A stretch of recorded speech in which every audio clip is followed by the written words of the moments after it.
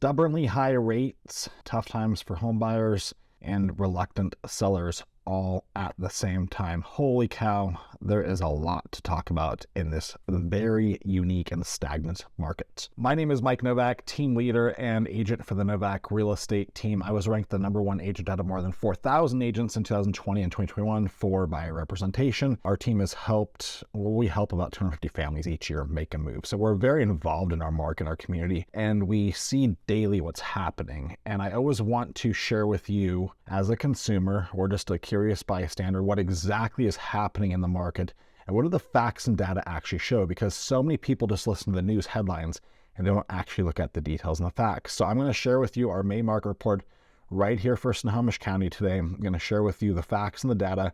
I'm going to also share with you a bunch of key slides that I just want you to look at because this brings a very interesting perspective. And I think it really shows the full perspective of what's happening in our market. And right now it's confusing. It's confusing to buyers, it's confusing to sellers, homeowners, and even to some agents, just because things are so weird right now. You know, it just feels weird, to be honest with you. Anyways, let's start with rates. I'm going to throw up a graph on the screen here, and I just want to walk you through what rates have done over the last 15, 16 months or so. So notice back in January 2022, they were the high 2s, low 3s. And today, man, they're all the way up in the 7s still.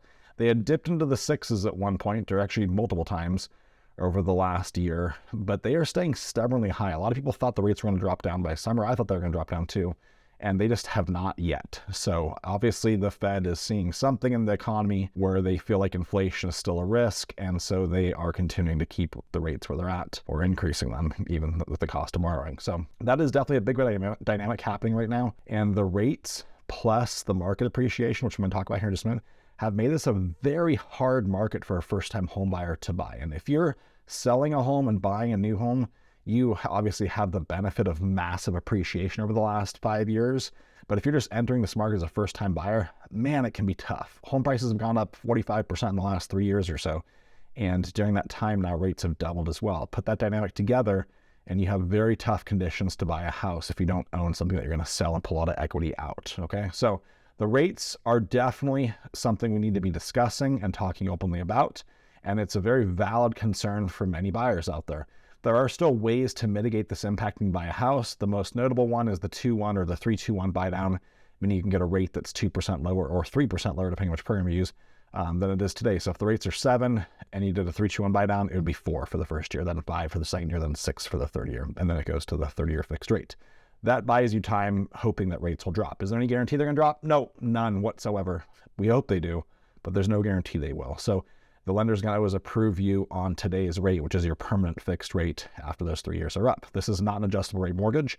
It's a fixed 30-year mortgage with a buy down for the first 3 years or 2 years, depending on which program you do. Okay, so that's talking about the money and the mortgage side of this. I'm not a lender, but I would say I deal with this every day with buyers and sellers and work really closely with the local lender. And it's right on the forefront of everyone's thought process right now, just trying to figure out what's going on with rates, where are they heading, and things like that. The honest truth is no one knows.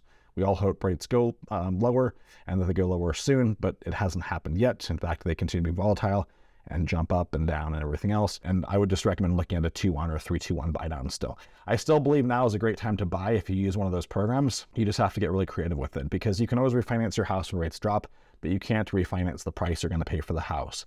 And if you stay towards the end of this video, I'm going to share with you kind of where I think prices are going and why I think they're going to continue to rise. So that's the rates. The average sales price, something else I want to talk to you about. I'm going to put up a slide for this one as well. We're at an $820,000 average sales price for Snohomish County for residential real estate, okay? So I want to be very clear about that. This is an increase of 4.9% from the same time last year. And you'll see that the prices kind of peaked about 4 or 5 months ago, and they've kind of dipped back down a little bit. Pretty typical with the seasonality of real estate. We're always looking at the 12-month growth or decline, okay? Also, look, this is a 3-year perspective on the graph I'm showing you. You can see prices were in the high 540s 3 years ago. So again, I always tell people, don't try to time the real estate market. Try to buy when the timing is best for you and your family, and buy a home as soon as you can, because you know that real estate's going to go up long term. And if you bought in 2020, you thought probably the market was going to crash because of COVID. Guess what? It didn't crash at all. In fact, it's gone up massively since that time, almost $300,000 as the average price. So buy for the long-term price appreciation. You're not trying to time the market. You're not trying to speculate. You're trying to buy a house for stability for your family. and you should buy when the timing is best for you and makes sense, not when you're trying to time the market. This is not day trading or eBay, okay? So I want to be very clear about that. New listings down 19%. And again, I'm going to put another graph up for this one because this is very interesting to look at the history of this.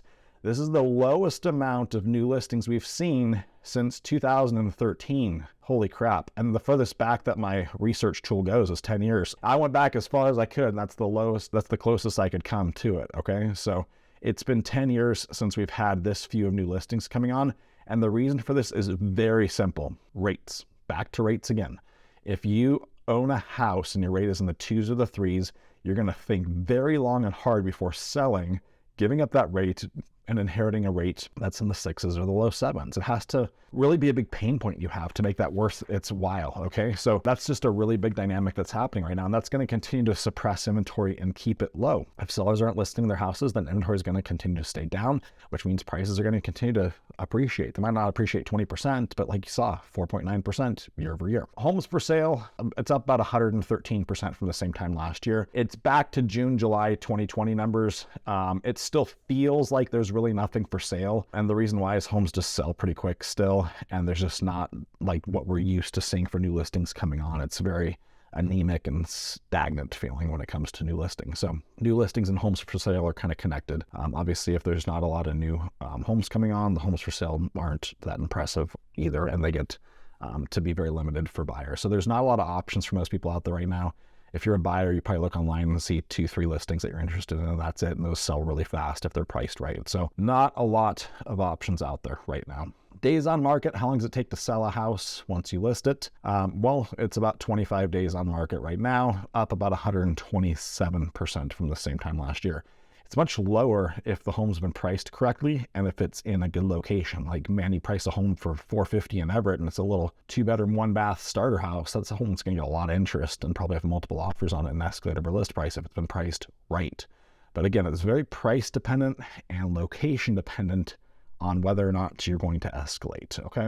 That brings me to the months of inventory supply. So how many months of inventory do we have to sell if no other homes came on the market today? This is, in my opinion, one of the most important benchmarks and kind of leading indicators of where prices are going to go, okay?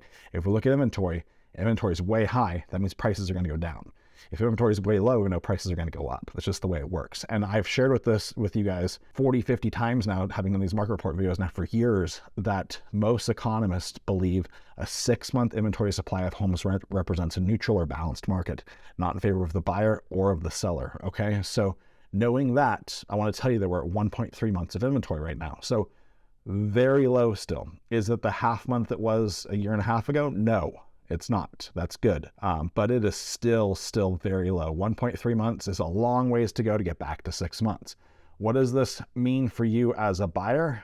Well, it means that prices are going to keep climbing. If you think prices are going to drop, you're probably wrong. I'm just going to tell you that right now. Like, look at where the inventory is at, and that tells you where prices are going to go. It's just a fact, okay? List price to sale price ratio, 100.4%. So homes are actually selling for more than they're listed for again.